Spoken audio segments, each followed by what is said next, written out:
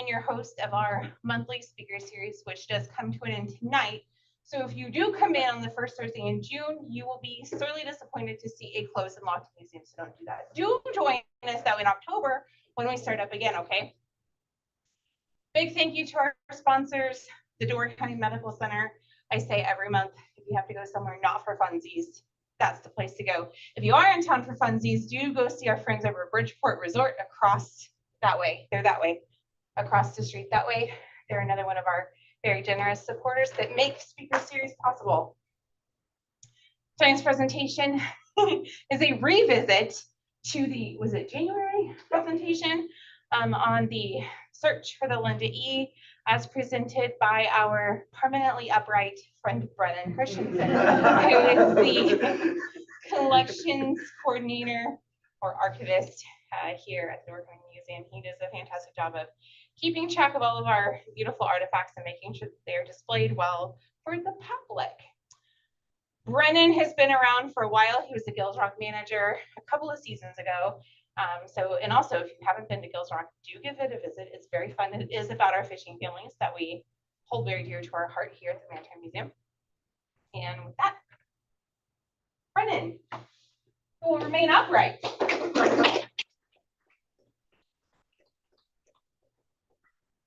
Hi, everyone. As Andrea has said, my name is Brennan Christensen. I am the collections coordinator of the Door County Maritime Museum, and I have been here for 3 years. So I'll begin with the presentation, and this will go over our table of contents. I'll break it up into 3 parts. And if you have any questions, please hold them till the very end. I'll be happy to answer any. And if you have any questions for after the presentation, I can give you my card, or my contact information is on our website. So I'm happy to answer anything after that as well. December 11th, 1998, Leif Weborg, Scott Matta, and Warren Olson Jr., 3 fishermen with many years of experience under their belt, traveled 6 miles from shore to catch chubs. After setting their nets, they called into Smith Brothers Food Service at Fort Washington, Wisconsin, to inform that they were on their way to drop off their catch. It was a sunny day, with no clouds in the sky, yet this would be the last time anyone heard from the Linda E.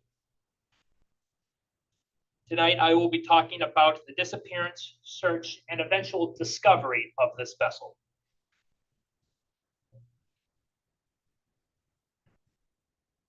So the presentation is broken up into 3 separate parts. The first one, we'll talk about the background of the disappearance, the beginnings of the vessel, kind of its stats, who was on it and owned it and operated it, and then the day it disappeared. The second part deals with the search, which has another 3 parts of its own, talking about the initial search right after it disappeared, the year-long or so search by volunteers, and then finally the advocacy by local representatives to get large government agencies involved to continue to search and its eventual finding. And then finally, I'll go over the conclusion, which talks about the lawsuits that came from the discovery of the Linda E and the investigations put forth by the U.S. Coast Guard on their estimation on how the events took place. Okay, so this is the timeline for the first part about the disappearance. This is not to scale, it's just more for chronological order. So, because the Linda E was constructed in 1937, and then I skipped to 62 when Leif buys it. And then this goes all the way to 1998 when the vessel disappears. So here are the fishermen that were on board of the Linda E. Leif Weborg, right over here. He was a native of Gills Rock, Wisconsin, on the tip of the peninsula. He was a 4th-generation fisherman. His great-grandfather, Andrew Weborg, immigrating from Norway to Door County. After graduating from high school at Gibraltar High, he worked for 3 years at the Rice Steamship Company. Bruce Rasmussen, foreman of Smith Brothers, who he worked with a lot down in Fort Washington, said of him, he was born a fisherman and is one of the smartest ones I have ever met. I've worked with Leif. I know what he can do. I can't imagine a situation on the water that man wouldn't be able to have handled. He was 61 years old at the time of his disappearance. Warren Olson Jr. in the middle. He was born in Marinette, Michigan. Warren, also a fourth-generation fisherman, started fishing at the age of 6. He would go out fishing before attending classes in high school, and during the summer, he would work with Leif. After graduating high school in 1972, he would work almost exclusively with Leif for the next 26 years. He was 46 years old at the time of the disappearance.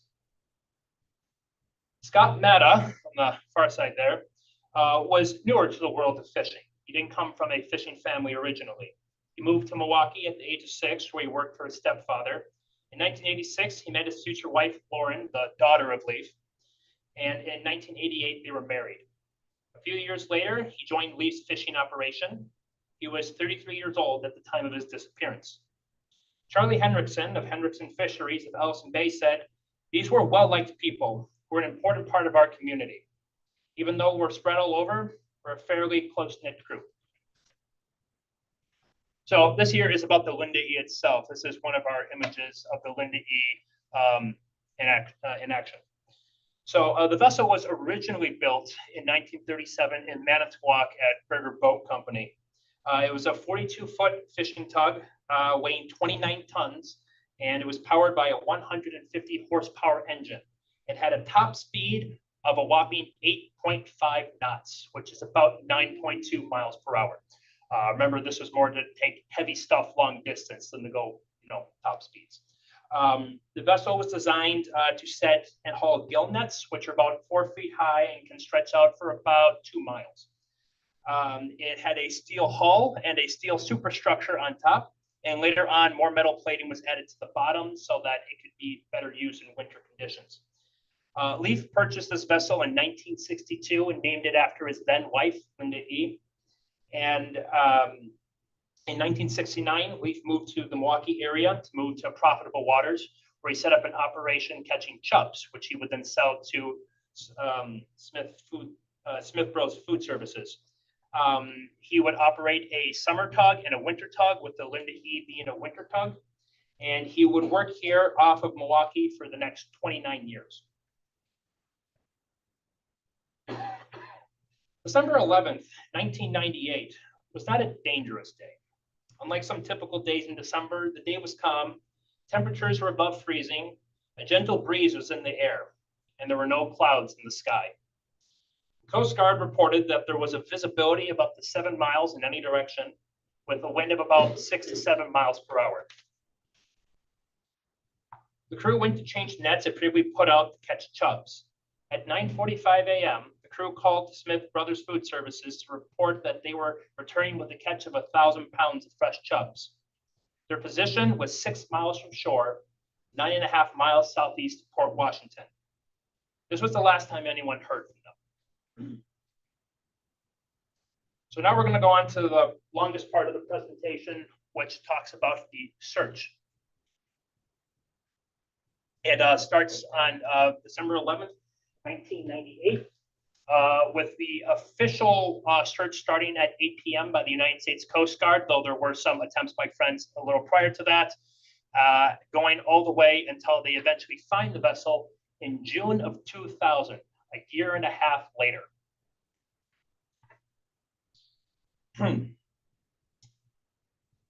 So the initial response, to understand what the situation was, we have to understand what safety equipment was aboard the Linda E, so we know what timeline they were roughly working with. The Linda E was equipped with a VHF radio, a cell phone, a radar, magnetic compass, an autopilot system, personal flotation devices, ring buoys, and exposure suits that could keep the crew above water for roughly 36 hours. This gave them around a 36-hour timeline to find them after the disappearance, after which point it would be deemed unlikely that they would have survived. The rescue was the largest search and rescue completed by the 9th Coast Guard District in 1998. It included 2 41-foot rescue boats, 2 rescue helicopters, a jet plane, a long-range cargo plane, and the Coast Guard cutter Mobile Bay, which is here in town. The search party consisted of 100 people from different organizations, such as the Wisconsin Department of Natural Resources, the United States Coast Guard, the United States Air Force, the Canadian Air Force, and other local fishermen. The search party spanned over 3,000 square miles, as can be seen here, and lasted from 8 p.m. when the search officially began on December 11th, all the way until 2 p.m. on December 13th. After 42 hours, the search was eventually called off. Actually, just yesterday, someone who worked in the operating room where they were leading the investigation and during the initial search was here at the museum, and I got to talk to him, and he said that the search was a complete nightmare because out of all of the searches he's done, the Linda E was the only one that didn't have any floats up. There wasn't any debris. There wasn't an oil slick. There wasn't anything.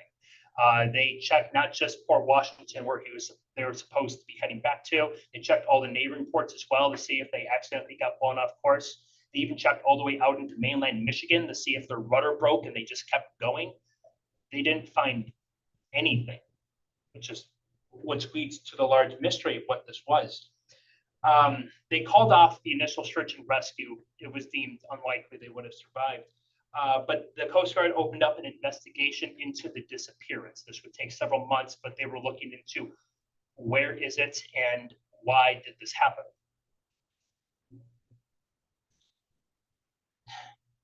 Though the initial search was over, the mystery still remained. What happened to the Linda E?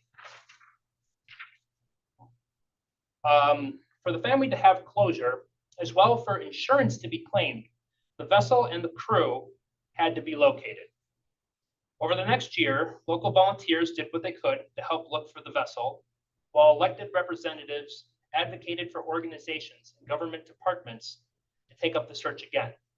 On December 19th, 1998, a week after the disappearance, 55 volunteers, along with members of the Civil Air Patrol and search dogs, combed the beaches of Ozaukee County, where Port Washington is, for signs of debris. They found no sign of the vessel. A week after that, on December 28th, Roger Chapman, owner of a Milwaukee-based salvage company, used sonar connected to one of his trawlers to try and locate the vessel. They found something that was in the area it disappeared, and they found something that was of the size, and they were pretty confident that this was the Linda E. They had to go down with a mini unmanned sub to look at pictures. They instead found a 19th century schooner.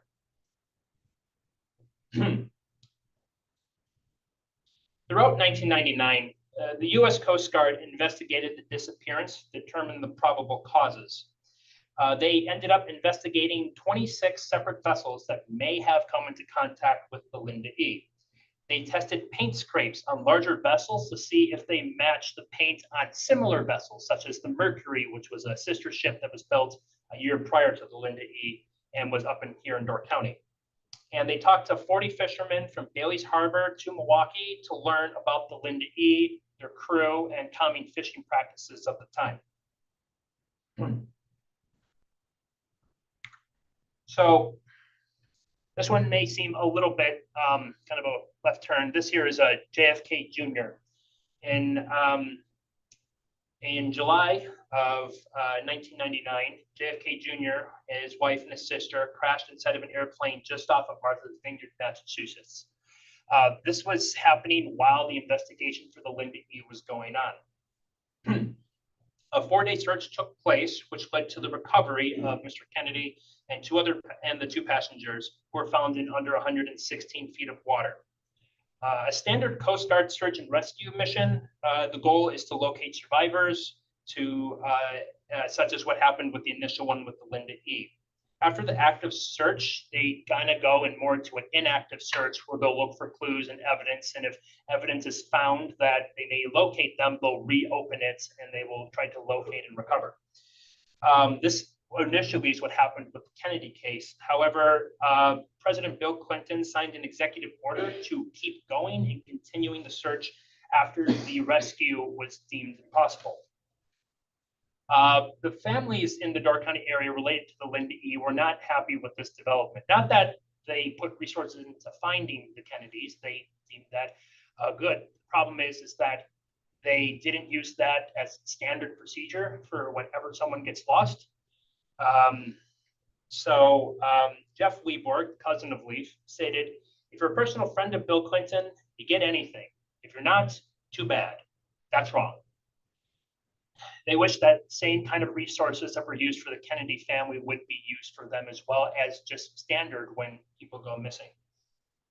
Charlie Hendrickson, who formerly employed Scott Matta, and I talked about him earlier, said, "I don't blame anyone for trying to get some peace for the Kennedy family, but at the same time, the Linda E was a commercial accident with 2 commercial boats. You'd think that compelled them to do something."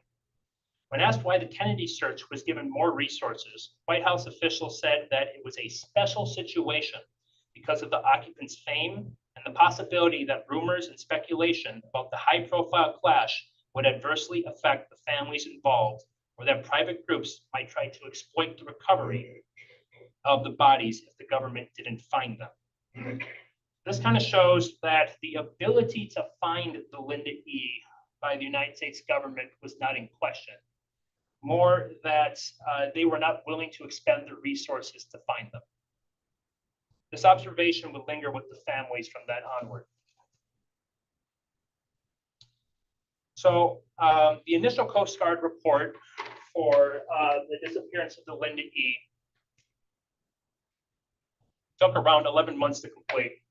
It's around a 17-page document. I've got it downstairs. On November 22nd, 1999, they released this initial document that would go over it. Because the vessel hadn't been found, they had to go on evidence they could find from common fishing practices to the vessels that were found during the day, to weather reports, to likely scenarios. So it was less of a definitive of this is what happened and more about probability. And even later reports, this kind of language is used a lot instead of, because there were no survivors from the Linda E, we couldn't really know what exactly was happening when it crashed or when it disappeared.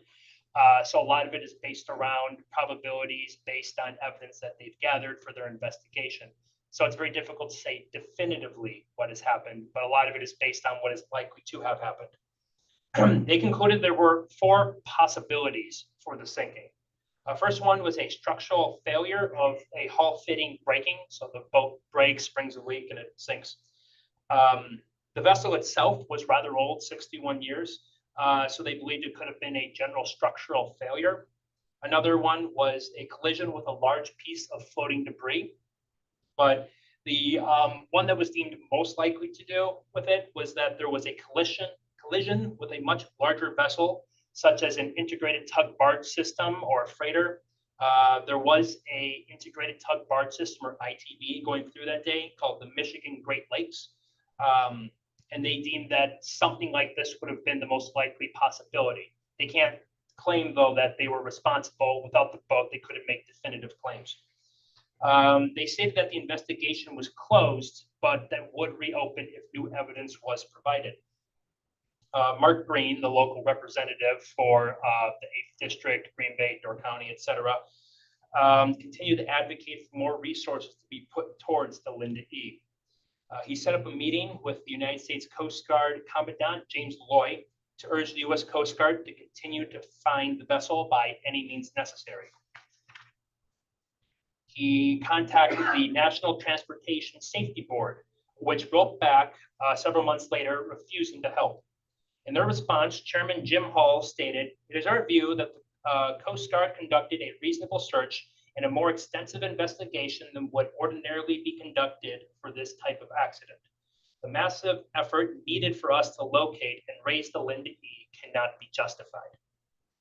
He then contacted the National Oceanic and Atmospheric Administration, or NOAA, to use their modern sonar equipment to locate the vessel. They agreed to offer their services, but they said someone else would need to pay for the effort. When justifying further investigation into the Linda E, Senator Green stated, "We're asking for these extraordinary measures because the disappearance of the Linda E is extraordinary and is an accident or an incident we believe may speak to the larger issue of maritime safety on Lake Michigan." So, in June of 2000, 2 minesweepers were heading into the Green Bay area for a recruitment tour. This was the USS Kingfisher and the USS Defender. One of the family members read about this in a newspaper and contacted Representative Green and asked, sorry. Okay. Sorry. Mark Green reached out to the ships and asked, while they were in the area, would they please continue the search for the Linda E? You're here, you have the means. Would you please do this for us?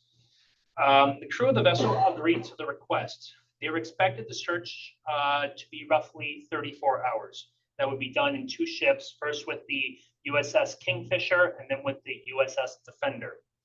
When speaking about this, Lieutenant J.G. Chuck Bell, a public affairs officer with the Mine Warfare Command in Corpus Christi, Texas, said, "The ship has the capability to do this. It just makes sense, and it is the right thing to do."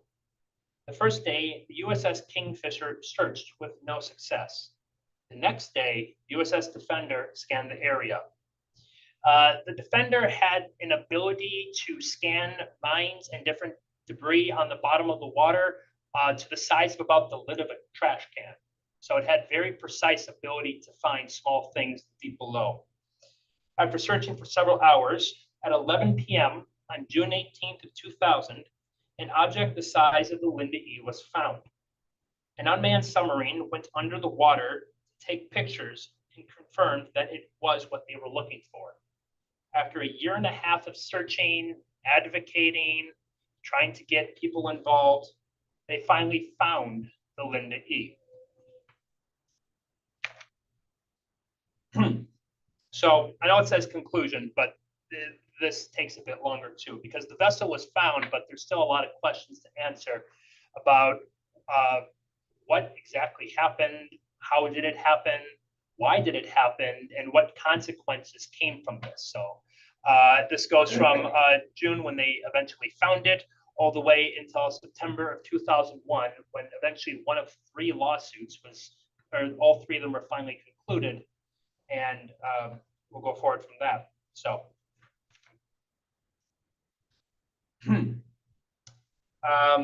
Because they found the Linda E, the Coast Guard could now reopen their investigation into its disappearance.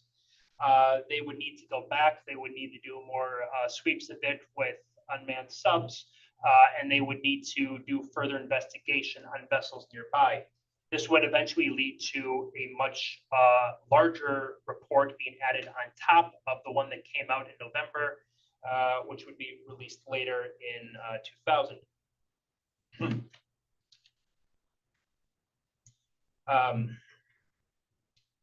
The Coast Guard then opened up a marine casualty investigation to answer these questions. They took out the vessel, the United States Coast Guard cutter Acacia, I think that's how it's pronounced, and then they used an unmanned sub from the University of Michigan to collect paint samples and images of it. We do have the images from the sunken wreck, but out of respect, I'm not going to show the images. They are available through the United States Coast Guard, and I believe the Wisconsin Historical Society as well. So they are available, but out of respect, I'll more show diagrams of things that happened more than the actual pictures themselves. After looking at it, taking videos and taking pictures, they concluded that there were dense holes in a section of the deck near the pilot house that was violently torn open. This sort of damage must have come from something extremely heavy. So earlier on in the presentation, I talked about an ITB. So an integrated tug barge system is a vessel that has a tug and then a much larger barge, and then they connect together to become one piece, and then they can be disconnected later. So during that time, there was an ITB called the Michigan and Great Lakes, which was built here actually at Bay Shipbuilding in Door County. And it was owned by a subsidiary that was owned by Amoco BP. And this was a suspect for the vessel and the more likely candidate for what collided with the Linda E. So while at dry dock and doing an annual inspection, the Coast Guard went in and checked in the bow of the vessel itself. They went down. So the vessel slopes up dramatically. And so the Linda E is too small to actually hit the top of the bow. So they checked the very bottom of it. They found several paint scratches going down the side of white paint. And that's what the color of the Linda E was, along with black as well. They tested against paint samples they got from the Linda E. The black paint that was found on there was inconclusive, but the white paint on it was confirmed to be consistent with the color, texture, microchemical, and physical properties of the paint found on the Linda E, and they deemed it to be the same kind of paint. They also noted that there were several other vessels in the area, but the Michigan Great Lakes was the only one in the area that would cross paths with it at that time. They did a general study between its last phone call and the beginning of the search over a 20-mile radius, but that one was the only one in the area at the time that could have likely hit it.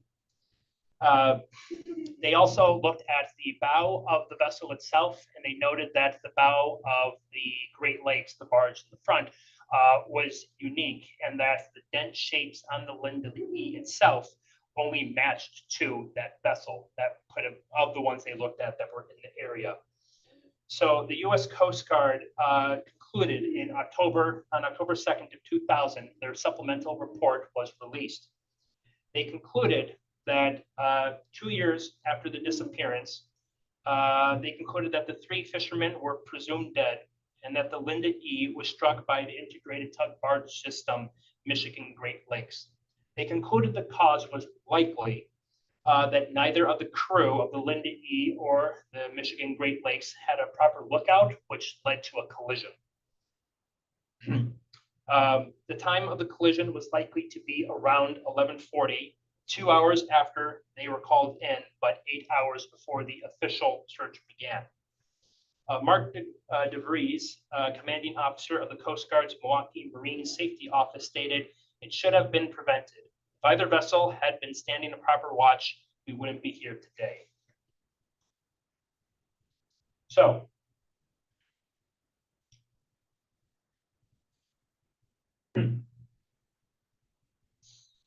how did it sink?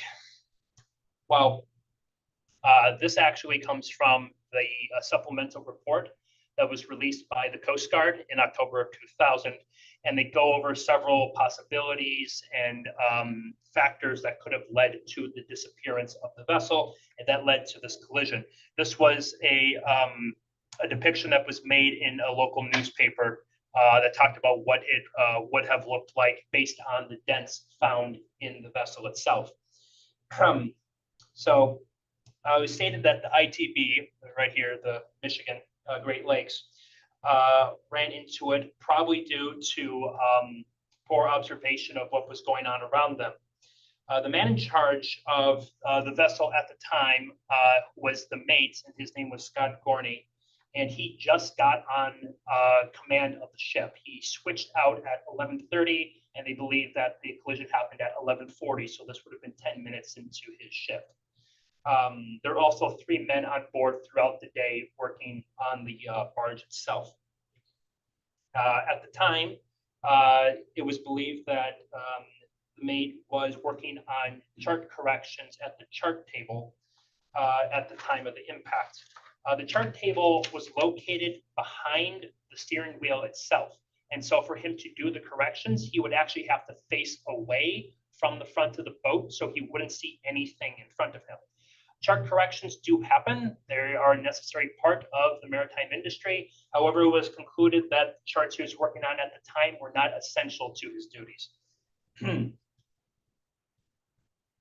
The Linda E as well didn't have a great amount of visibility or the ability to see around them. They noted from a sister ship, the Mercury, that the deck house, fish table, and main deck visibility was extremely limited.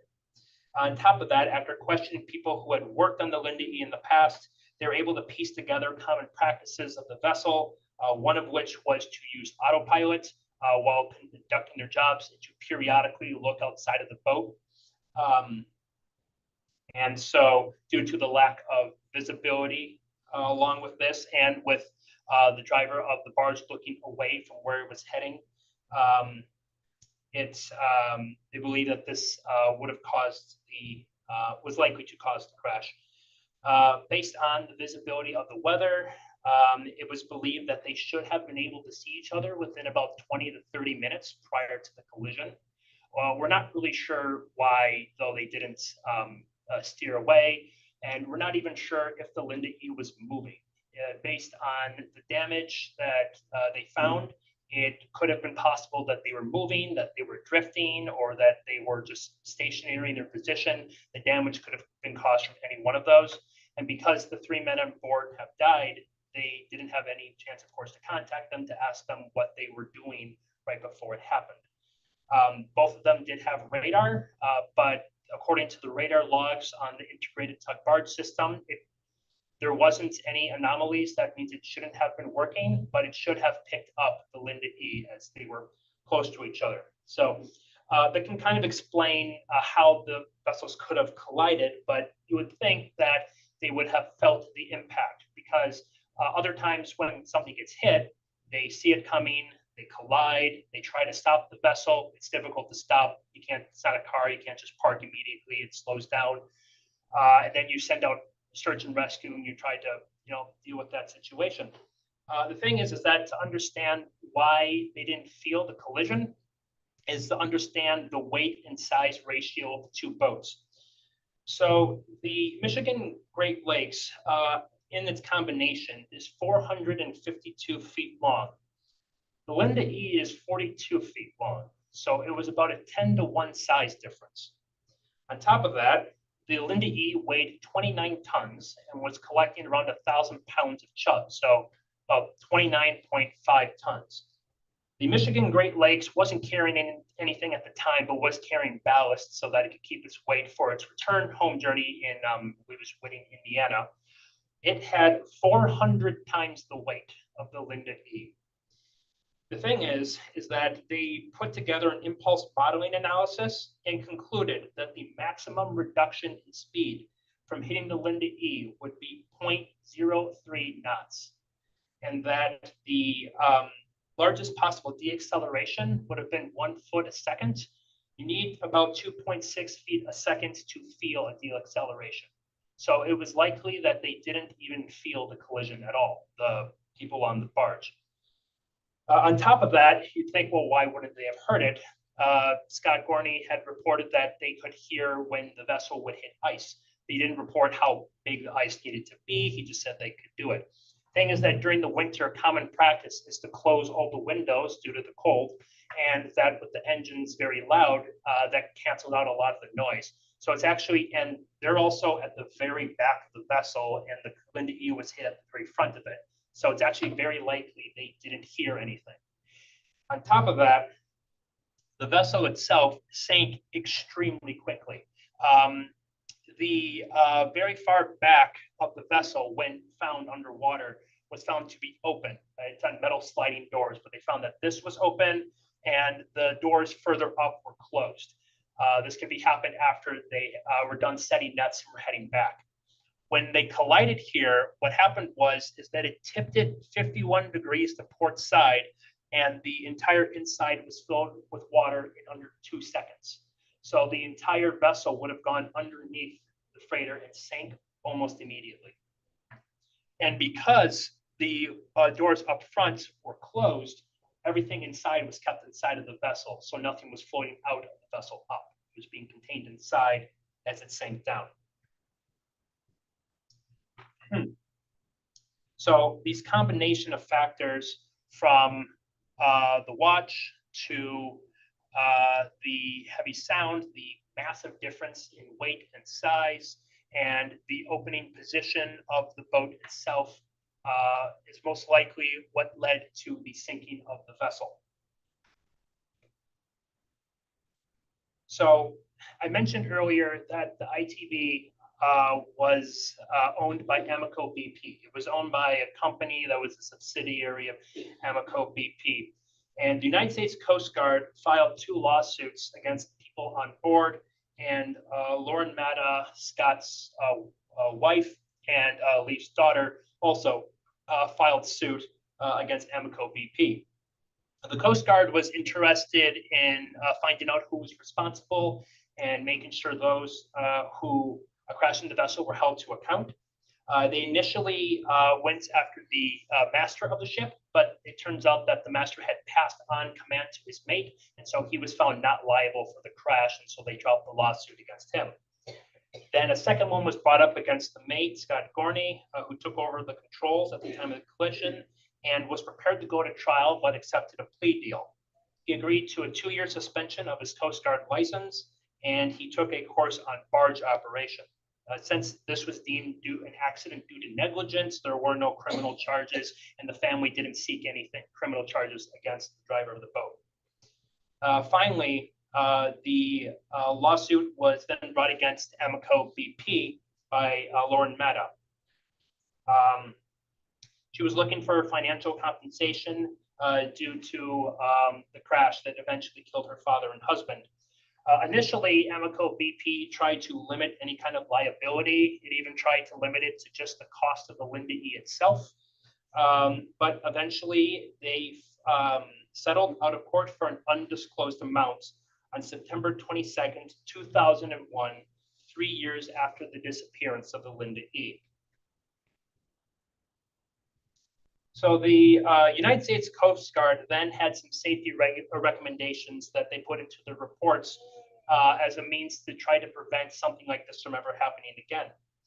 Several recommendations, including equipping all fishing vessels with collision avoidance alarms, setting a proper watch while on the water, and having a watertight compartment on their vessels. They noted that the possibility of survival after the crash may have been increased if there was watertight compartments on the vessel as well. Charlie Hendrickson, president of the Wisconsin Commercial Fisheries Association, urged all fishermen to install remote alarms onto their vessels as well. There were suggestions of putting, by the Coast Guard, to put very expensive alarms into it, and they went on one that was more affordable to the fishermen to put on.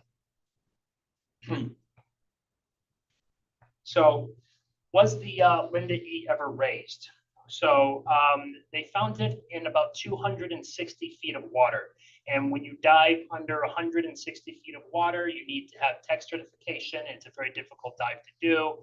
And on top of that, to be able to raise a vessel from that would be very complicated. It also would involve a lot of planning and a lot of funding to complete.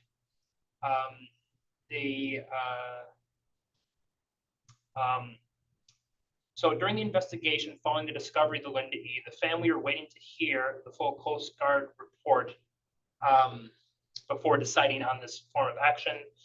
Mike Holdridge of Seaview Diving Contractors in Seymour stated, "You're looking at a dive that's way outside the decompression guidelines for a normal dive." John Asher, president of Rowan Salvage Company, stated that if there was an endeavor, it would involve detailed calculations. Both Asher and Holdridge agreed it would take several weeks of planning to develop a salvage plan, and the divers would have several divers working in 40-minute shifts to work at that depth.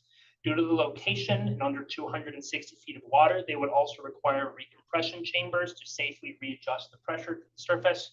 On top of that, they would need a barge as well to rest above the Linda E with the recompression chambers, and then a separate crane would be needed to lift the vessel up as well. The Navy put the price tag of this operation at around $200,000 to $500,000, which Asher and Holdridge agreed might be about right. In January of 2001, the immediate family of the 3 men met to discuss the possibility of raising this vessel, and an agreement was made between the families to leave the vessel where it was and make no attempts to recover the Linda E or the body of its crew unless it was legally required. The Linda E, as far as I know, remains off the coast of Port Washington to this day. So, in conclusion, to summarize this presentation, on December 11th, 1998, 3 fishermen were killed when their vessel, the Linda E, was unintentionally struck by the integrated tug barge system, Michigan Great Lakes. The search of the vessel, though immediate and thorough, trickled off after survival was deemed impossible. Individual efforts were ongoing throughout the year, but political intervention took several months until they could get the proper resources needed.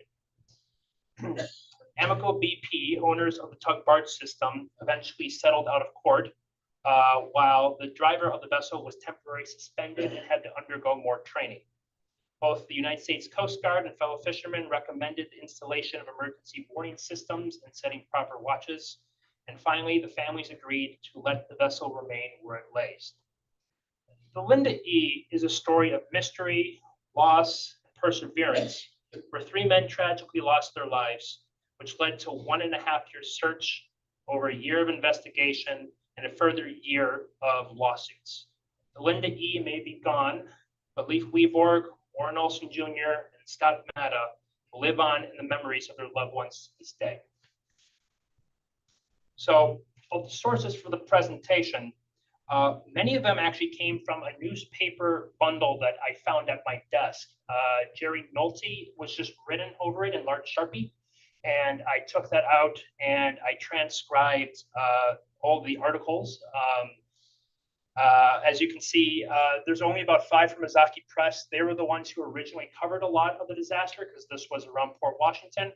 And then eventually larger newspapers from the Green Bay Press Gazette, the Door County Advocate, and the Milwaukee Journal Sentinel eventually picked up many of the remaining ones. I also, of course, ran into the gentleman from the Coast Guard who was there in the operating room when this was all originally happening. And the United States Coast Guard has their initial report and then a supplemental report on top of that one, which was released. Does anyone have any questions?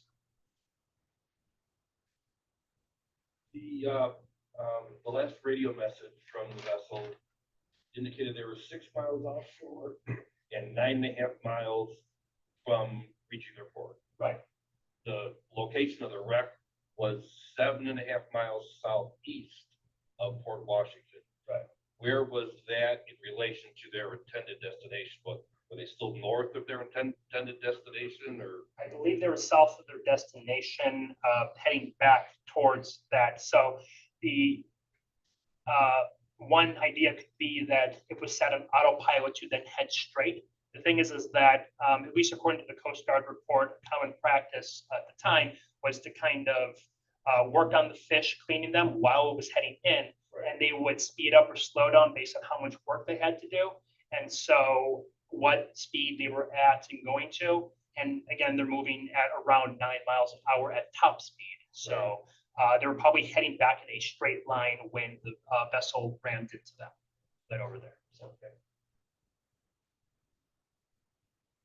Remember, the back doors were open, which means they weren't dressing the fish at that point. They had just thrown the buoy in, just got done setting, which gives the commercial fishermen the right of way. In that situation, you have a day shape on your boat that says you're in operation. So it really was not the fault of the fishermen, and that no one can prove. But if they were dressing chubs, which then they open up the 2 side doors up front, and the back doors get closed. They were probably washing down from setting the nets and maybe grabbing something to eat before they went in. But the owner or the drivers of the barge were totally at fault. They even mentioned why the seagulls were flying so crazy by the boat. They did hear a clunk, but they didn't admit that until later questioning. And that boat sits by the Tower Bridge very often. It's really a tough thing to look at when I go over it. Because this same boat almost ran us over not long after this. Thank you. That's a good point, Mark. For that, just to say that how many family members are here tonight? The folks that were on this boat. Extended. Go ahead. Thank you for coming. and being a part of this, sharing even more. It just goes to show that day shape and everything, or just didn't see. I'm sorry, I did interrupt that. No, it's a very good point. It's something that didn't come up right away in the research, so I'm really glad that you have your perspective to share, something to add to it for later on. And a really big point on this whole presentation is the family was being told it was just problems with the boat, and that's the reason it's saying. Even though the paint was taken off of the Michigan the next day after the collision happened, and they had the sample, and they matched it, tried to match it to paint in the paint room in Milwaukee, but Leaf used different kinds of paint. The cheapest way he could do it, he would do it, and nothing matched close enough. That's why they needed a sample from the Linda E itself. But the problem was the family was so down because they were telling him it was their family's fault, and it was not at all. Thank you. And the research boat that found it was on the last pass of that day, or it may not be found yet. Wow. Yes. Similar incident occurred on the opposite side of the lake. And I don't recall if it was before or after this. And it was fair conditions, the anchor was upbound, and the fish type was approaching, and all of a sudden veered and struck into the side of the Laker, and Laker contacted the Coast Guard, tried what had happened, tried to make contact with the dog to discern that they were okay and be able to make report, and we were. Later came out that we were told that they used a autopilot that depended upon not a gyroscopic compass, but rather a magnetic compass.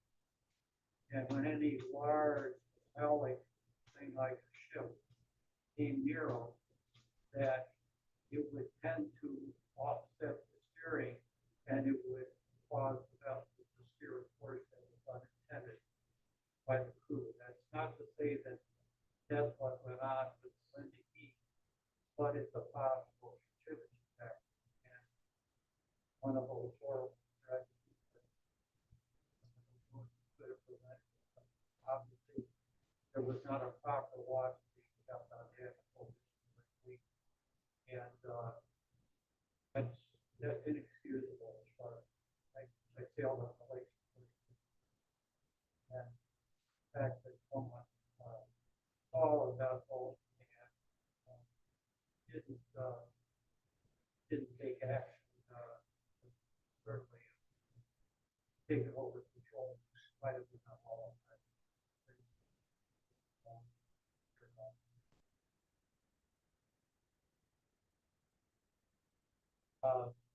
When they were conducting their search with the Acacia, they detected a large target on the bottom, remote from the site, but in the vicinity. And they were hoping that they had located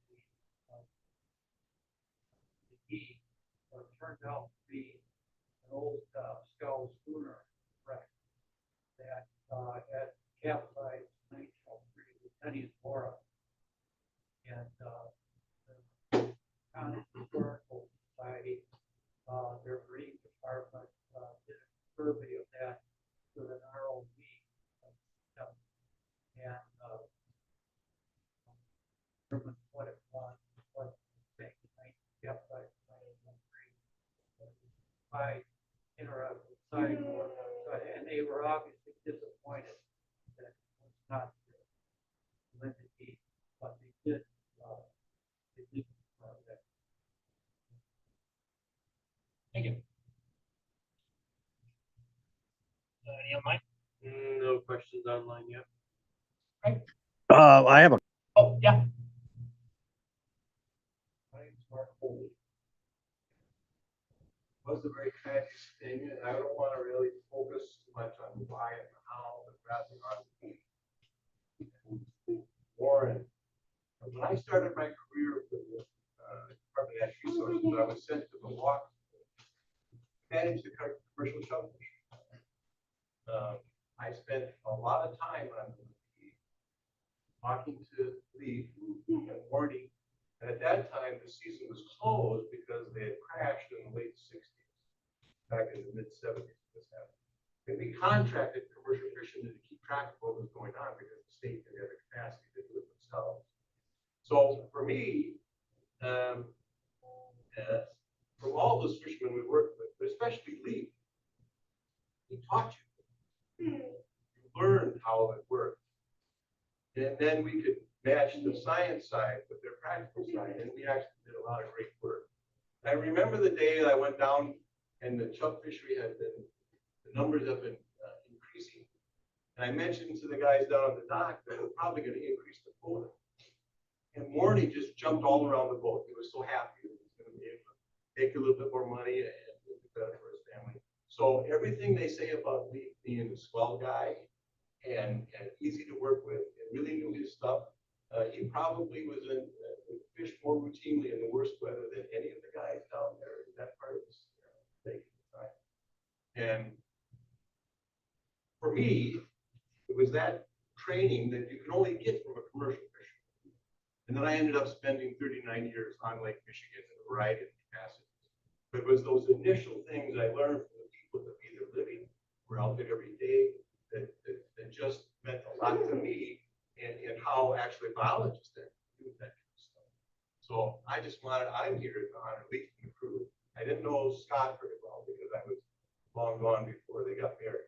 But I learned how to make nets and how they're made, and then you string them slack, with a snake, or if you string them tighter, they work differently and all that kind of stuff. And it affected how we made our assessment heads, knowing all those details. And Dick remembers the same thing, I'm sure.